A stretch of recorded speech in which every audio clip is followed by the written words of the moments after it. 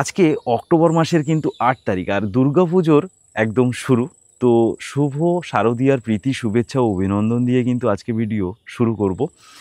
আজকে ভিডিওয় এই অক্টোবর মাসে আমরা কি ধরনের খাবার দেবো সেটাই ডিটেলসে কিন্তু আলোচনা করব। তবে এই যে অক্টোবর মাস এই বছরে 2024-এর সব জায়গাতেই কিন্তু প্রায় বৃষ্টি লাগাতার হয়ে চলেছে, অর্থাৎ নিম্নচাপের প্রভাবে। তো এই নিম্নচাপের প্রভাবে আমাদের এখানেও কিন্তু এখন প্রত্যেক দিন বৃষ্টি হচ্ছে, তবুও তার মাঝখানে আমরা 7-8 দিনের গ্যাপ পেয়েছি। সেই গ্যাপেই কিন্তু আমরা ফার্টিলাইজিং করেছি। তো আপনারাও সেরকম বিচার করে কিন্তু ফার্টিলাইজিং করবেন। আর কি কি ফার্টিলাইজিং করবেন, কি কি সার দেবেন, সব ডিটেলসে জানতে গেলে ভিডিওটা কিন্তু সম্পূর্ণ দেখতে হবে। নমস্কার, আমি অর্ঘ আর আপনি দেখছেন রিয়েল ফ্রেন্ডস বেঙ্গলি। চলুন শুরু করা যাক। অক্টোবর মাস হলেও কিন্তু এখনও আমাদের এখানে বৃষ্টি বন্ধ হয়নি। প্রত্যেক দিন কিন্তু বৃষ্টি হচ্ছে নিম্নচাপের প্রভাবে। আর আপনারা জানেন এটা দুর্গাপুজোর সিজন চলছে, আজকে পঞ্চমী, তাই সবাইকে মহাপঞ্চমীর প্রীতি ও শুভেচ্ছা জানাই। তো আজকে যেটা আপনাদের বলবো সেটা হচ্ছে ড্রাগন বাগানে আপনারা এই অক্টোবর মাসে কি ধরনের খাবার দেবেন। তো আমি সবার প্রথমে বলে দিই হার্ড ফার্টিলাইজিং আমি এই মাসেই হার্ড ফার্টিলাইজিং করেছি। গত মাসে আমি বলেছিলাম যারা হার্ড ফার্টিলাইজিং, যাদের ওয়েদার শুকনো থাকবে তারা কিন্তু হার্ড ফার্টিলাইজিং করে নেবেন। তো গত মাসে আমাদের কিন্তু ওয়েদার অতটা শুকনো ছিল না, সেই কারণে এই মাসে কিন্তু আমরা হার্ড ফার্টিলাইজিং করেছি।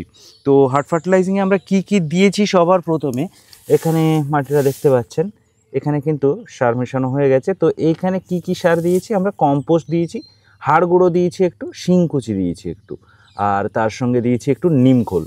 এই হচ্ছে মেন প্রধান উপকরণ এখানে দেওয়া আছে। আর তাছাড়াও তাতে আমরা একটু সিউইড মিশিয়েছি, ট্রাইকোডার্মা দিয়েছি অল্প করে।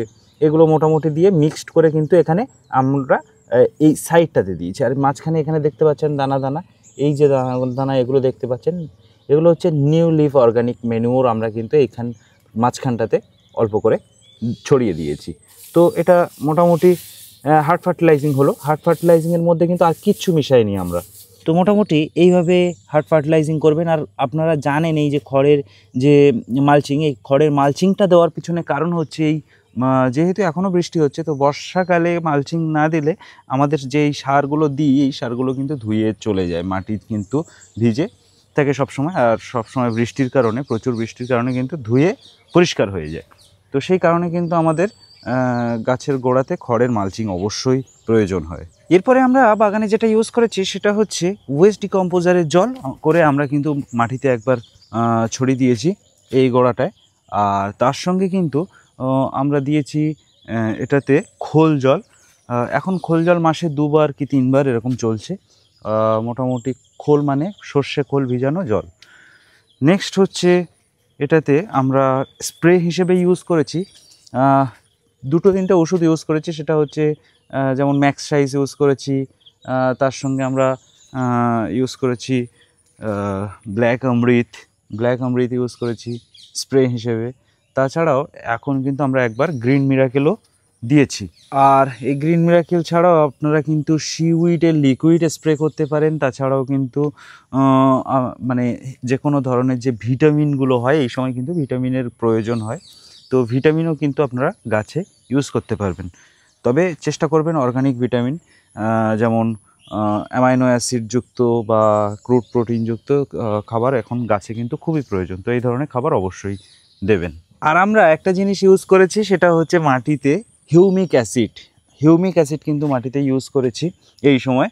তবে এখন কি হচ্ছে, এখনও আমাদের এই যে 7-8 দিন মতো বৃষ্টি হয়নি, সেই 7-8 দিনের গ্যাপে কিন্তু আমরা এই কেয়ারগুলো করে নিয়েছি। আপনাদেরও কিন্তু এরকম সুযোগ সুবিধা অনুযায়ী কিন্তু কেয়ার করতে হবে। ন্যাচারালি এই 7-8 দিন পরে থেকে আবার কিন্তু নিম্নচাপ শুরু হয়েছে, এখন প্রত্যেক দিন কিন্তু বৃষ্টি হচ্ছে। তাই এই সময় কিন্তু আপনারা এই যদি ডেলি বৃষ্টি হয় তাহলে কিন্তু আপনারা খাবার দিতে অনেক অসুবিধা হবে, খাবার কিন্তু ভালোভাবে গাছে দিতে পারবেন না। তাই বিশেষ করে হার্ড ফার্টিলাইজিং যারা করবেন তারা অবশ্যই শিওর হবেন যে আপনাদের ওখানে বৃষ্টি বন্ধ হয়েছে বা বৃষ্টি এখন বেশি হচ্ছে না। শুকনো ওয়েদার, এরকম শুকনো ওয়েদার দেখেই কিন্তু আপনারা গাছে ফার্টিলাইজিং করবেন, বিশেষ করে হার্ড ফার্টিলাইজিং। আর বিশেষ করে হার্ড ফার্টিলাইজিং বলে কথা না, প্রত্যেকটা ফার্টিলাইজারই কিন্তু আপনাদের ভালো ওয়েদার দেখে কিন্তু ফার্টিলাইজ করা প্রয়োজন। আর এই সময় অনেকের গাছে কিন্তু প্রচুর পরিমাণে ফাঙ্গাসের উপদ্রব হয়। তো ফাঙ্গাস এড়ানোর জন্য আপনাদের অবশ্যই ফাঙ্গিসাইডের ইউজ করার পরামর্শ দেবো। তো ফাঙ্গিসাইড আপনারা কি ফাঙ্গিসাইড ইউজ করবেন? ফাঙ্গিসাইড ন্যাচারালি আপনারা কিন্তু কপার অক্সিক্লোরাইড ইউজ করবেন, বিশেষ করে ড্রাগন গাছের ক্ষেত্রে। ড্রাগন গাছে কিন্তু অন্য ফাঙ্গিসাইড অত ভালো কার্যকরী হয় না, তাই ড্রাগন গাছে সবসময় আপনারা কপার অক্সিক্লোরাইড যুক্ত ফাঙ্গিসাইড, বিশেষ করে যেমন ব্লাইটক্স বা এই ধরনের ব্লু কপার, এই ধরনের অনেক ফাঙ্গিসাইড আপনারা পাবেন। সেই ফাঙ্গিসাইড কিন্তু ড্রাগন গাছে ইউজ করবেন। কোনো কপার ফাঙ্গিসাইড ছাড়া নর্মাল যে আপনার যেগুলো সিস্টেম ফাঙ্গিসাইড বা কন্ট্যাক্ট ফাঙ্গিসাইড শুধু এরকম যেগুলো আছে, সেগুলো কিন্তু খুব ভালো কাজ ড্রাগনের ওপরে হয় না। আর ফাঙ্গাস অবশ্যই থাকলে সেই ফাঙ্গাসের ডালটা কেটে পরিষ্কার করে দেবেন, পরিষ্কার করে তারপরে তার উপরে কিন্তু ফাঙ্গিসাইড স্প্রে অবশ্যই করবেন। যদি একবারে ফাঙ্গিসাইডে কাজ না হয় তাহলে 2-3 বার আপনার প্রয়োজন অনুযায়ী ফাঙ্গিসাইড অবশ্যই করবেন।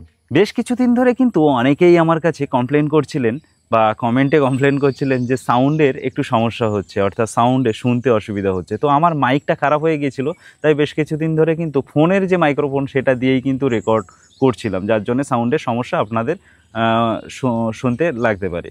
তো এখন কিন্তু আশা করছি সমস্যা আর নেই। আমি কিন্তু নতুন মাইক আবার কিনে নিয়েছি, লাগিয়ে রেখেছি, দেখতে পাচ্ছেন। তো মোটামুটি কিভাবে ড্রাগন গাছে ফার্টিলাইজিং করবেন সেটা তো নিশ্চয়ই বুঝতে পেরেছেন। আর এভাবেই আপনারা ফার্টিলাইজিং করবেন যদি অর্গানিক 100% অর্গানিকে ফার্টিলাইজ করতে চান বা 100% অর্গানিক ফার্মিং করতে চান। অনেকে কিন্তু কেমিক্যাল দিয়েও কিন্তু ফার্মিং করেন, তবে আমি রিকমেন্ড করি যে অবশ্যই ড্রাগন চাষ অবশ্যই আপনি অর্গানিকে 100% অর্গানিকে করার চেষ্টা করুন। ড্রাগন বলে কথা নয়, যে কোনো ফলের বা ফুলের যে চাষ সেগুলো কিন্তু অবশ্যই অর্গানিকে করাই সবথেকে ভালো। আর অবশ্যই আমাকে কিন্তু কমেন্টে জানাতে ভুলবেন না আপনি কি ড্রাগন চাষ করেন বা কোন ভ্যারাইটি ড্রাগন চাষ করেন, কি ধরনের সার দেন, সেগুলো কিন্তু অবশ্যই আমাকে কমেন্টে জানাবেন।